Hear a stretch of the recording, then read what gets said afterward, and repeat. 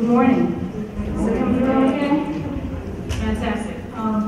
So my name is Maitland. I'm a allergy immunology specialist. I'm on faculty at Mount Sinai, and also have a private practice in Westchester. And don't have as much time this morning, but I'm going to be here afterwards. I'm happy to address any questions during that time, so we can kind of get through the slide deck. Okay. All right. So generally speaking, our immune system is really important for helping us negotiate the journey that we're doing.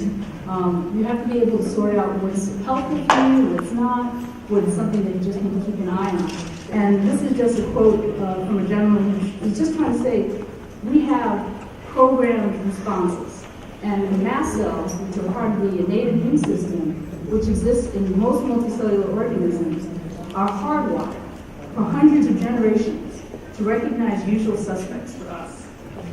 But what happens sometimes along the way, because our environment is so dramatically changed, and I'm not just talking about genetically modified foods, I'm talking about the air that we breathe, the things that land on our skin, all routes of entry where you have to vet what comes in and what you need to make sure that stays out and what you need to let come in. There you go.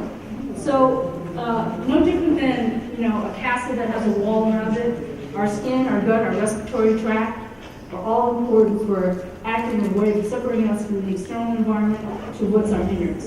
And unlike most walls, they act as really good defenses against wimpy challenges, but anything more persistent, you're going to have some type of first responders that sit on the wall. So it's equivalent to having these guards that sit on the Great Wall of China. They have a tendency to not only act as watchmen, but they also have the ability to communicate, saying that there's something going on. We need to realize whether this is a danger or not and call an appropriate help. That's essentially what's happening with our skin, our gut, our respiratory tract, our urogenital tract. You have these layers that all have different qualities to deal with challenges, whether or not they're chemicals that are derived from manufactured or naturally occurring substances. Understand there are lots of chemicals that are in the environment, including sulfites, salicylates, oxalates, and for something has happened over the past 20 to 30 years that our systems are so stressed that even innocent things that really didn't bother us years ago, now we are reacting to.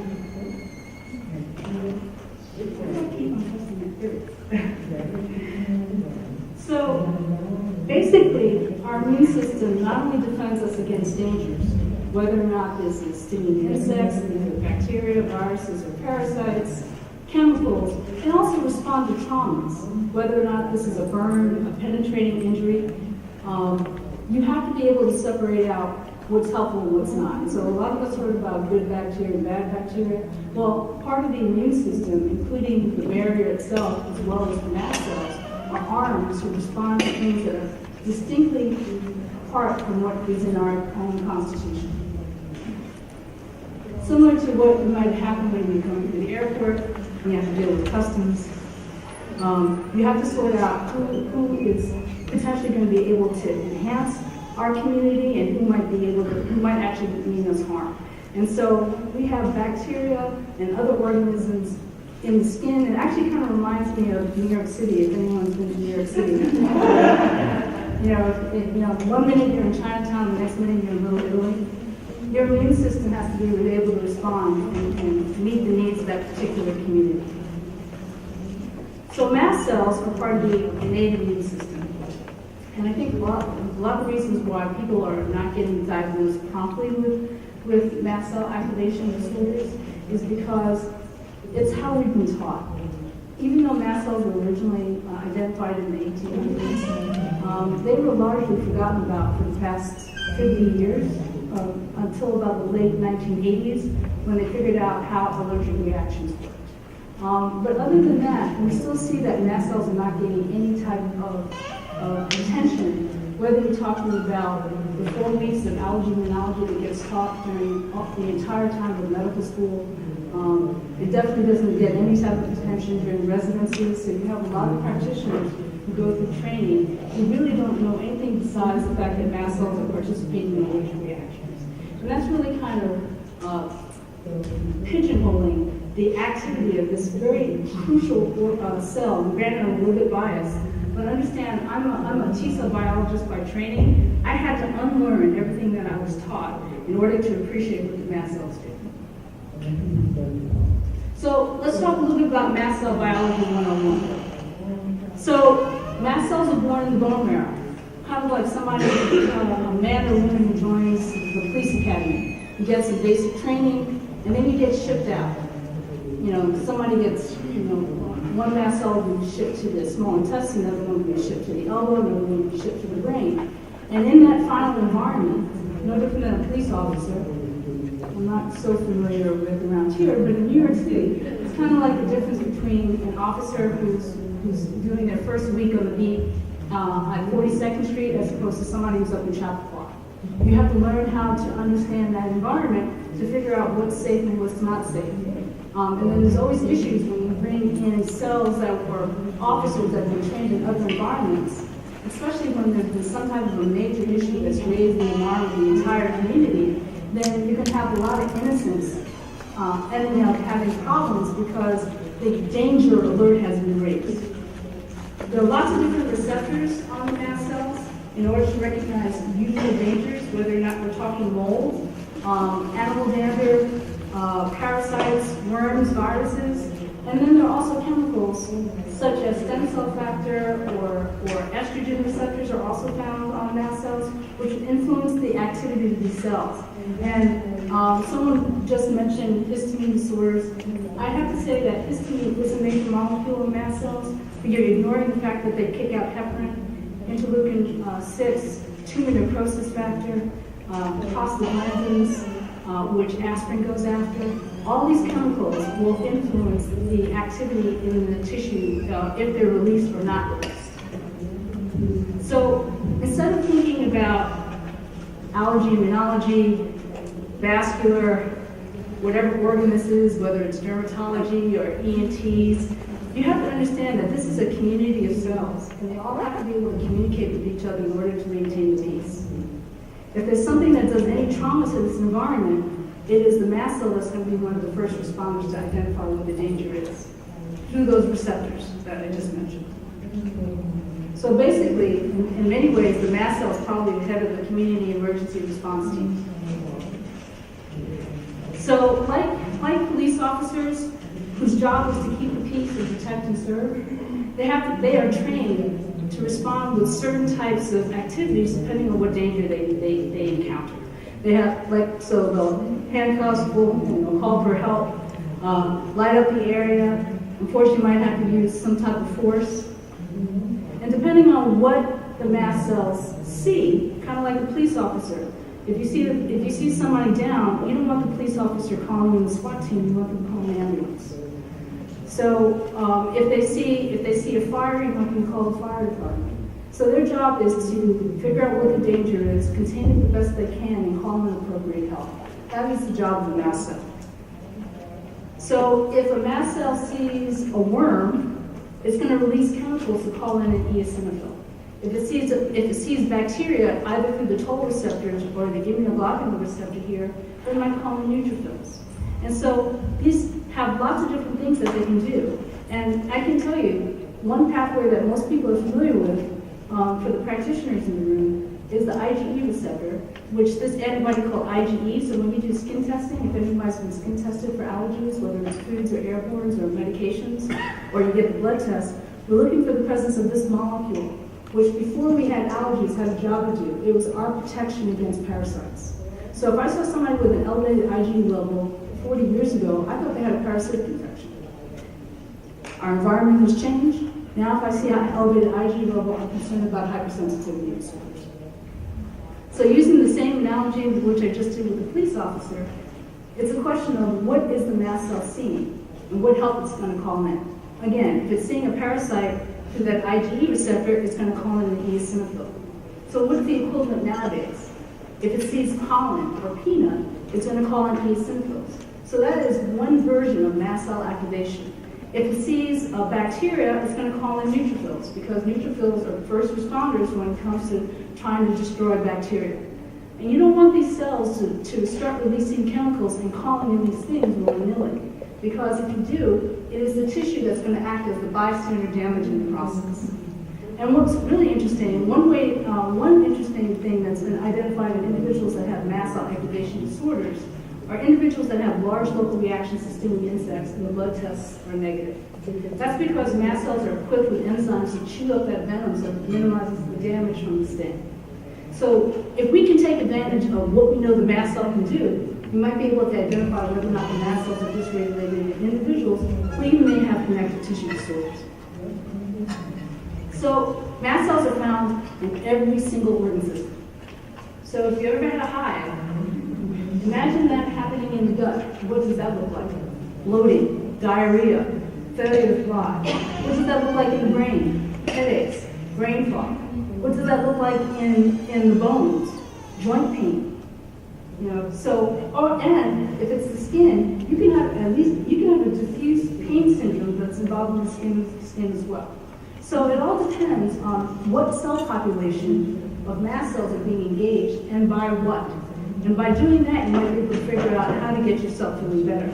Now, I think I assume that several people here may have tried medications like Zyrtec or Zantac, and it gives you partial relief. And I'm going to explain why that is the case. But simply, if this is your police officer, and you're going to try to chemically restrain your police officer by using Zantac and Zyrtec, but it's being called in for a reason. If you don't get at the reason, then essentially you're just handcuffing your police officer. And the police officer is still going to try to do something to restore the peace, respond to the danger. So essentially, mast cells are part of the border patrol. Their job with these receptors is to perceive, is there any change in the environment? What is that change? And depending on what the change is, it may call in extra help depending on the mediators that it releases. Now, a lot of individuals here know that tryptase is used to see whether or not somebody has a mast cell activation disorder or not. Here's the thing.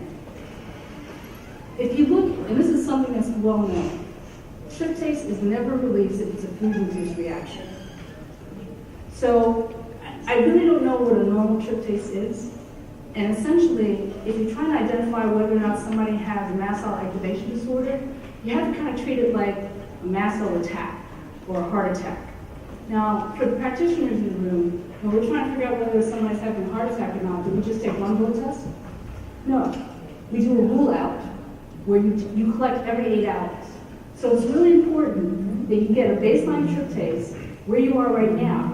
And then if you have an acute exacerbation, it's really important to have a blood slip and go get that blood drawn and sent to the tryptase. Because if it goes up 2 points plus 20%, that is diagnostic for mast cell activation syndrome. So it's important to try to get the diagnosis first and then figure out why the mast cells are misbehaving. I've heard the term twitchy mast cells, mast cell activation disorder, histamine intolerance. The point is, if you can't figure out why these cells are overactive, you're not going to get any better. So mast cells, again, you don't want them reacting willy-nilly. There has to be some type of danger, something changed the environment.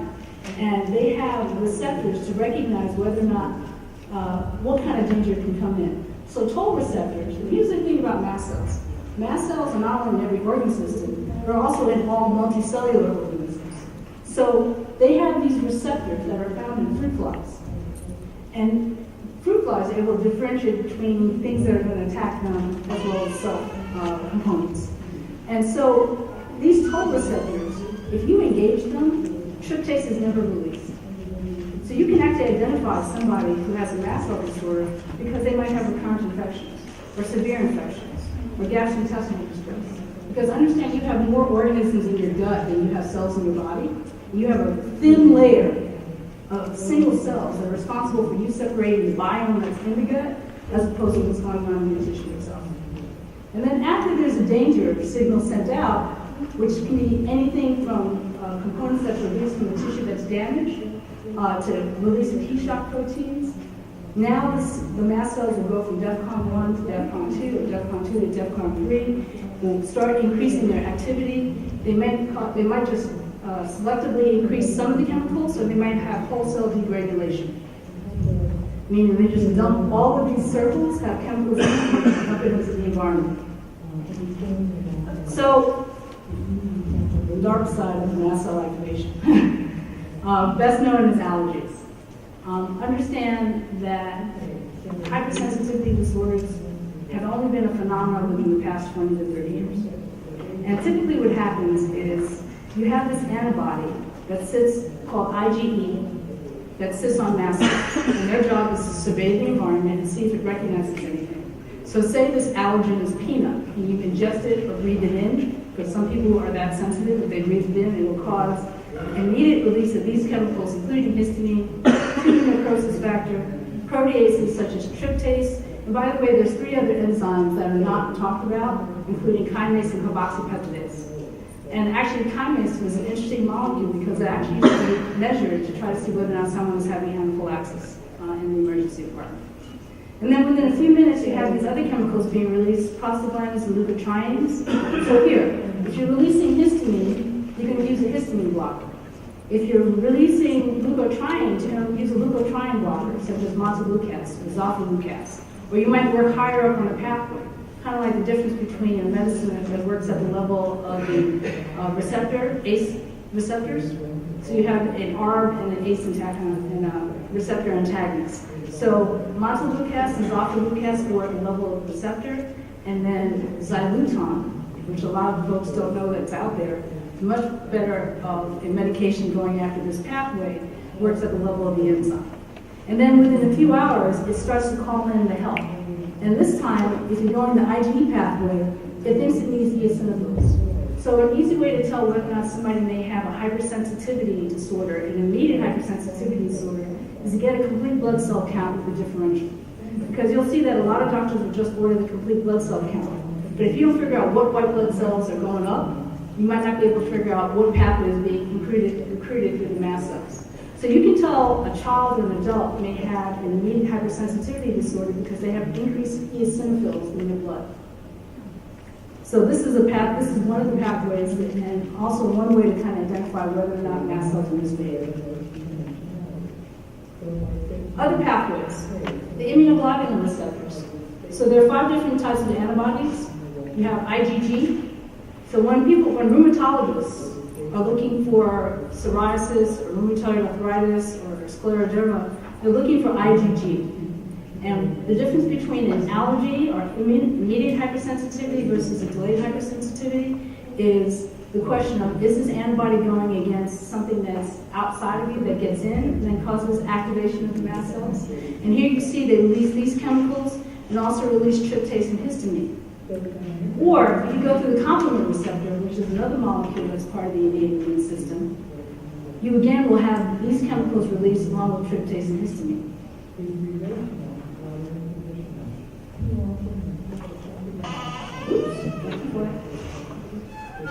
But if you engage through those toll receptors that I told you that are found on fruit flies as well as us, there's no tryptase or histamine released.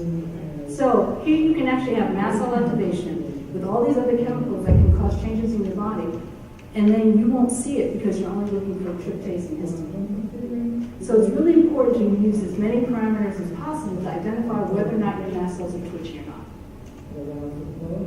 So in addition to defense and surveillance, mast cells are also really important for repair. So this might be an issue in individuals that have connective tissue issues, because they're also really important for modifying the connective tissue as well. Here, the mast cells are important for kind of loosening up the tissue. And one of the enzymes that gets released is tryptase. Dr. Theo Reeves, who's actually done a lot of research on mast cells and brain fog and autism, has shown. That's not me. Sorry.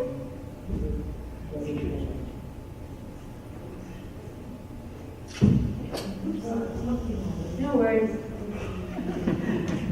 He calls it the meat tenderizer.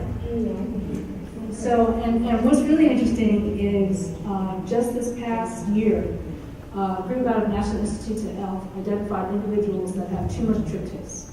They have duplication or triplication of the gene. And what's really interesting about these families, they all have POTS, They all have a connective tissue disorder, and they all have mast cell activation syndrome. So this is the first piece of genetic evidence to say that a mast cell disorder can actually cause a connective tissue disorder.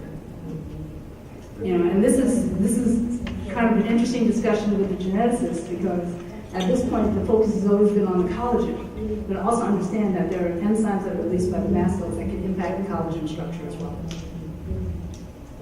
So let's talk about mast cell disorders.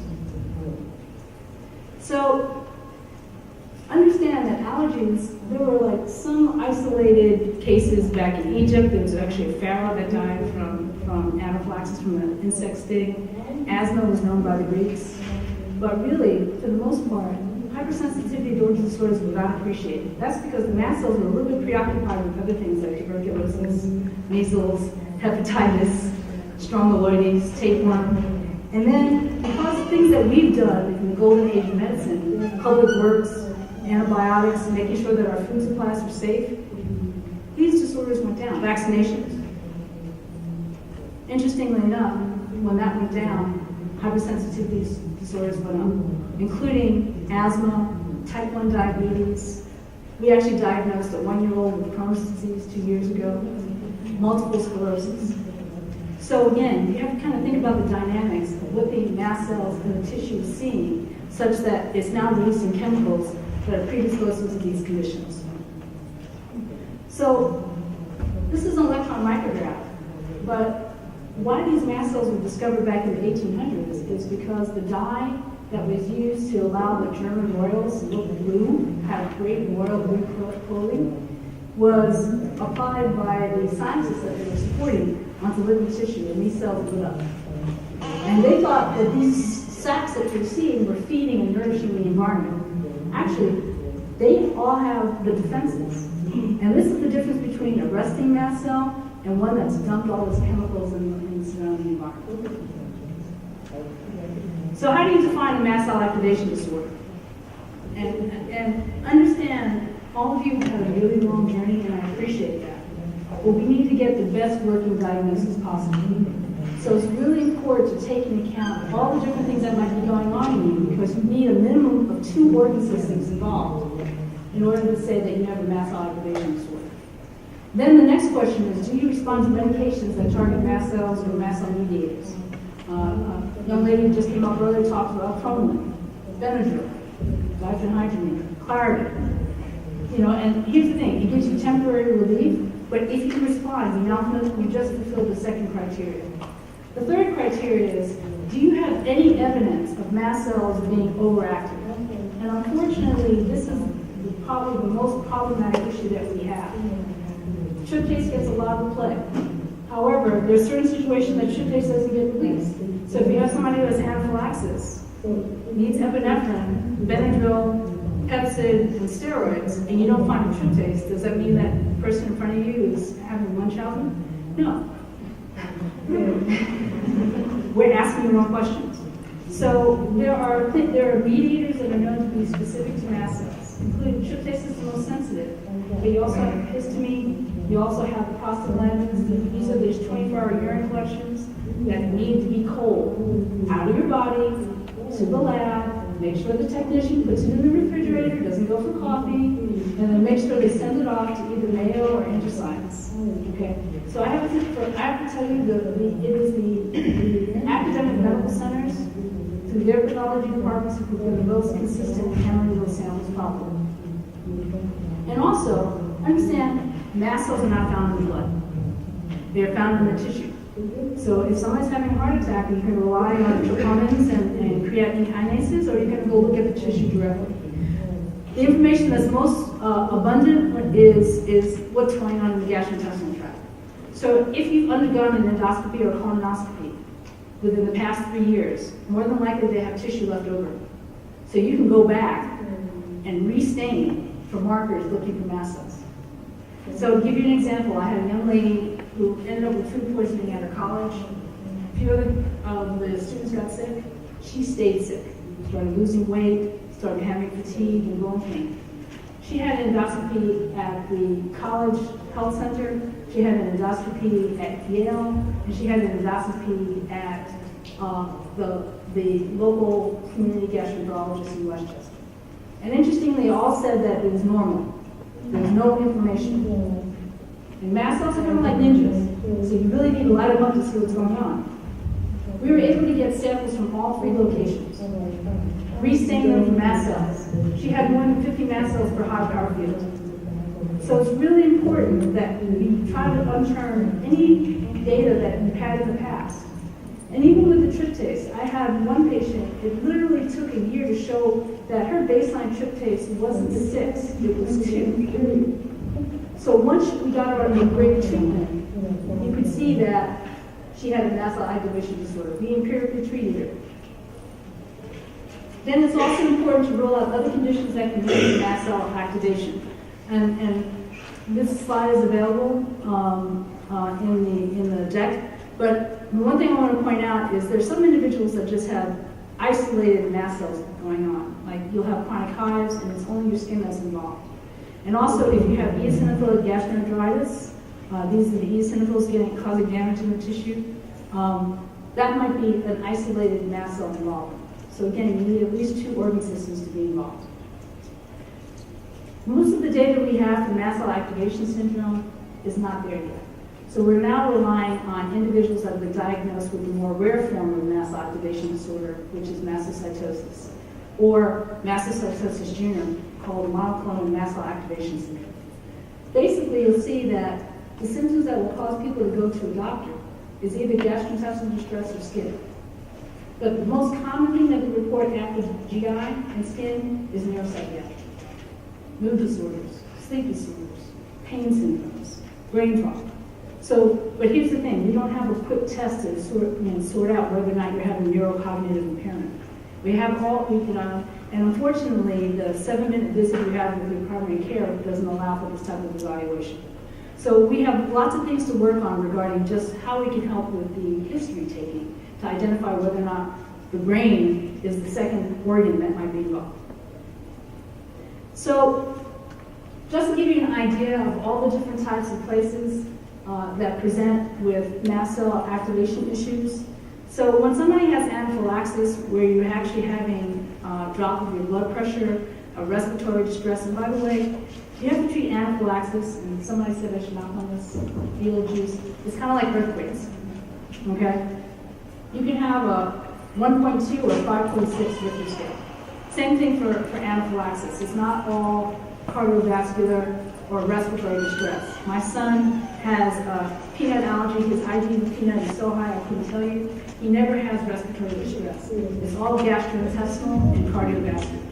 And I had one pediatrician tell him he wasn't allergic to peanut because he doesn't have skin symptoms. Understand that 40% of individuals that have anaphylaxis have no skin symptoms. So don't let any doctor tell you you're not having anaphylaxis. And also, I've had 2 patients who had allergic heart attacks.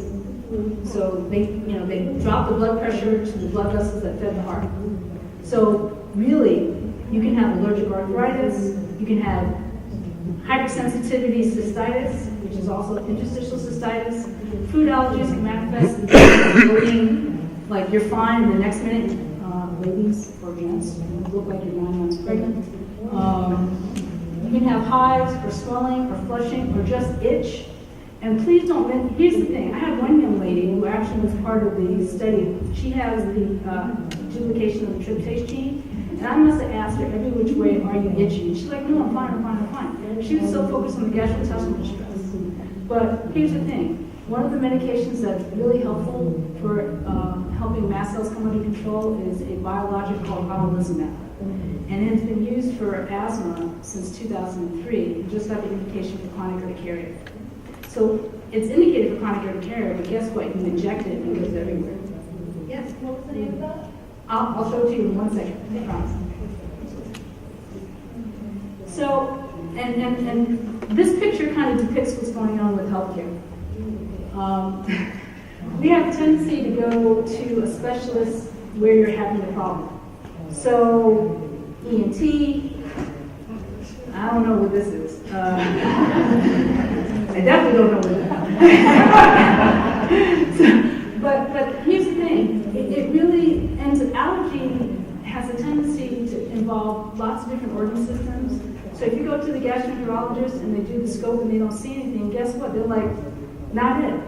So it's really important to kind of take a step back and go to somebody who's going to kind of look at the general picture and then go to the specialist to try to get the data and also understand, take advantage of their expertise on treatments that are available for getting that particular organ system under control. This is an article from the New England Journal of Medicine. Finally, an article about mast cell activation disorders that was not in allergy, immunology, or hematology. This was in the New England Journal of Medicine in 2015. Dr. Theoharides, again, this is a gentleman who's done a lot of research on mast cells for the past 20 years. He calls people who have mast cell disorders like the canary in the mine. So if you want to know that there's a problem with fumes in an environment, have somebody who has mast cell disorder go in there. Or not. No more drama today. But you can see there are lots of different chemicals that get released. Unfortunately, like I said, we only test for persistence. So, again, this is just to highlight the different chemicals that we kind of look for to see whether or not you have mast cell activation disorder. Check your serum tryptase, check it again, see if it goes up or down. 24-hour urine prostaglandin D2 or 11-beta F2 alpha, and also leukotriene, E4 can be very helpful as well. Going into the tissue to see, you just don't want to count the mast cells. You want to see whether or not they're funky looking. Mast cells, when they're resting, are round. So if they're spindle shaped, you have mast cell activation syndrome. Oh, gotta keep going. Medications that are available. Omalizumab is an anti-IgE molecule. We have histamine blockers, tricyclic agents. Actually, this was the favorite of psychiatrists for many years before we had SSRIs. So, and what's interesting is this medication was dropped by the psychiatrists. Allergy, immunology uses it for hives, neurologists use it for migraines, and gastroenterologists use it for IBS. Sound familiar? We also have the use of traditional Chinese herbal medicine, acupuncture, leukotriene antagonists, as well as steroids and mast cell stabilizers, including pitotofen, as well as chromium. It's really important to sort out whether or not you have monoclonal, whether you have mast cell activation syndrome, where you just have mast cells that are really twitchy, or you actually have a mast cell that's sustained a hit to the genes, and now you have an increased burden of mast cells. Mastocytosis and monoclonal mast cell activation syndrome is rare. These are common. Generally speaking, 40% of the population has allergic rhinitis. 1 out of 5, sometime during their lifetime, will have hives. Close to 30 Americans have asthma, and 70% of them are not diagnosed or underdiagnosed. Then you want to look for any type of other immune-mediated disorders, primary immune deficiencies. I was just talking to somebody earlier. And here's the thing, after you start isolating yourself because you want to avoid triggers, you also reduce your exposure to sick contacts. So you might be actually masking a primary immune disorder that's masquerading as a mast cell disorder. It's really important to sort out whether or not you have any type of autoimmune disorders, including making an antibody against the cells that are responsible for causing your symptoms. So there is actually autoimmune chronic urticaria. You've made an antibody to the receptor that sits on the mast cells. And then after all this, and this is the group that has the duplication of tryptase and tryptase. I'm an idiot, I can't figure out what's going on, we have more work to do. Treatment statuses. Here's the thing. Every chronic disorder needs a medical home. You want to make sure that this person is going to be willing and able to work and live with you. Not live with you. Learn with you. You want to assess the severity, and then really, this is kind of the building blocks for a partnership. Not only for the diagnosis, but to figure out, to tailor the medical regimen that's best for you. And then, chronic disorder. Chronic doesn't mean disabled all the time. I've had patients that have been bedridden, and with lots of diligence, we've got them back up again. It's like you kind of go up the hill, you do really well, something comes along, and you go back down the hill. Don't let your hope go away. Honestly, it's just a question of getting plugged in with the right people in order to have coordinated care. There are things that can be done, but it's really important, again, to get the best working diagnosis. This was an old article saying that, mast cell activation is not easily diagnosed. That's because, I went to some great programs. Allergy immunology was 3 weeks in first year of medical school, nothing until I went into the specialty.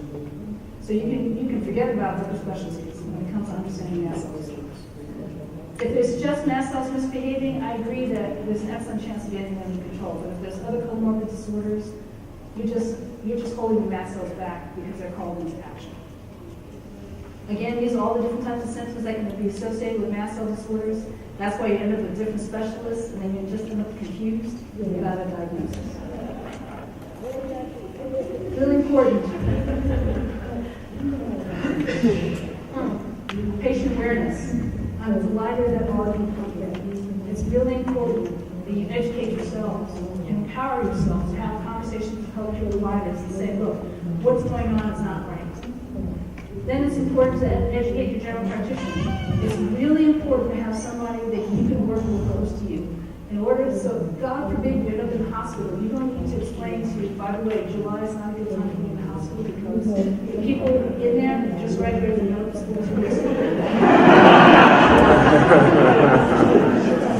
had my kid on July 20th. Specialist awareness. Even allergy immunology specialists understand there is an international shortage of allergy immunology specialists. And it's not allergy immunology also, it's hematology as well. In allergy immunology, there's only 80 programs in this country.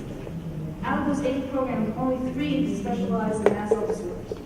So you have a lot of people who go through graduate school, residency training, whether this is nursing, physician assistants, doesn't matter.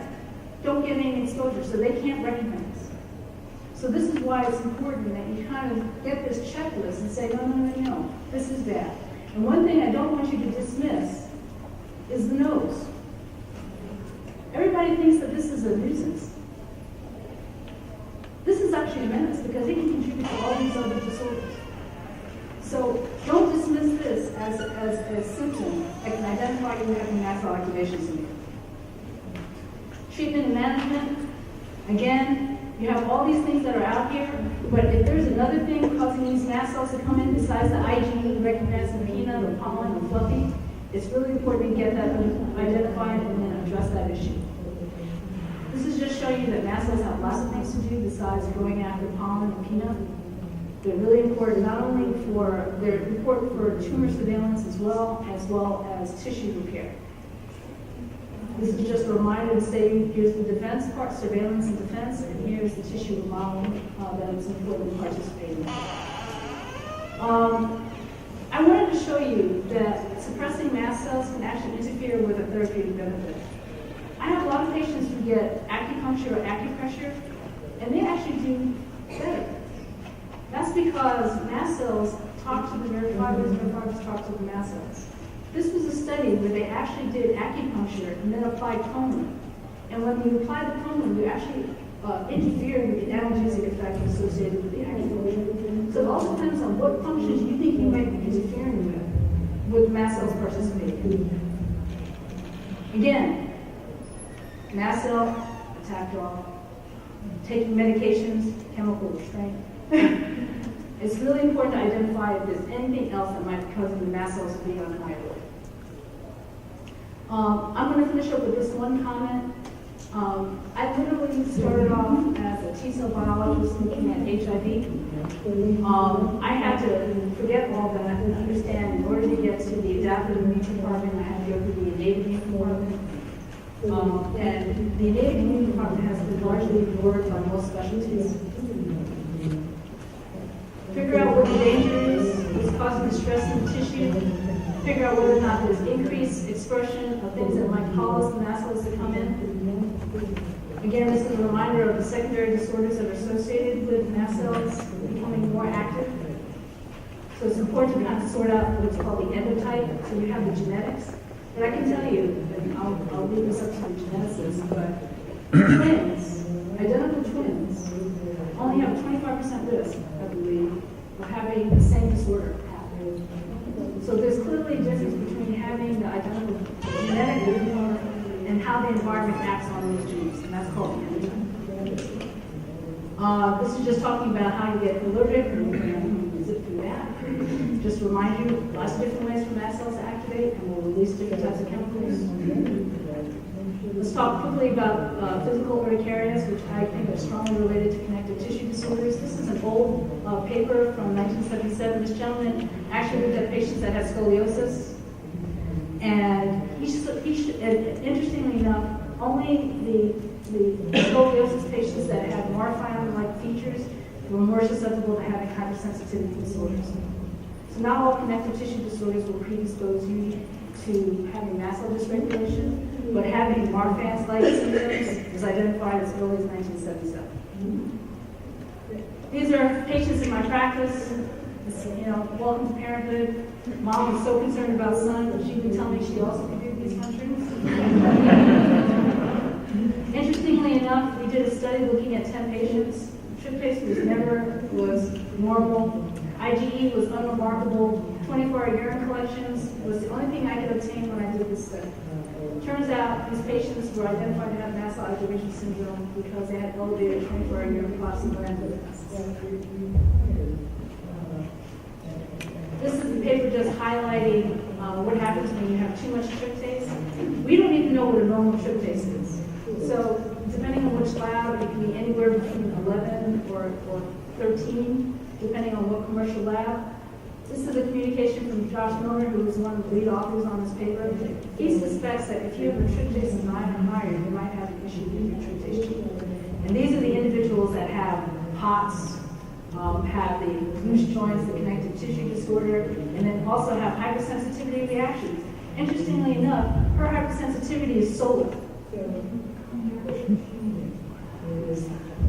So, it's really, and this is the paper itself. Again, showing you mast cells in connective tissue, talking to nerve fibers and blood vessels. Everybody's crosstalking. These are the different types of phenotypes that are associated with having mast cell activation syndrome. Getting the genes is important, but it's also to identify how the genes have been modified, how you are negotiating your journey, and how that might be manifested with the possibility of mast cells being inappropriately activated and causing you to be symptomatic. So, mast cells, found everywhere, have lots of different types of manifestations, worsens with stress. So, again, if you go to gastroenterology,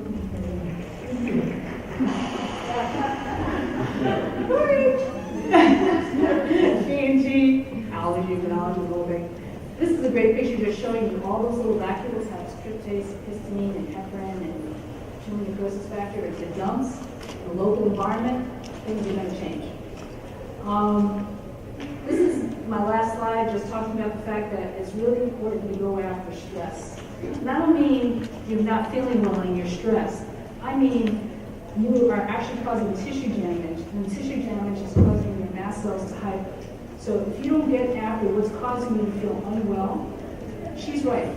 I now believe that the ultimate power lies within the tissues. When healthy tissues reduce tolerance, when you stress, they stimulate immunity, recruiting your mast cells, and then mast cells will recruit in other organ systems. And continuing down this path, they may also determine the effective class of the response. Again, make sure you don't have an autoimmune disorder.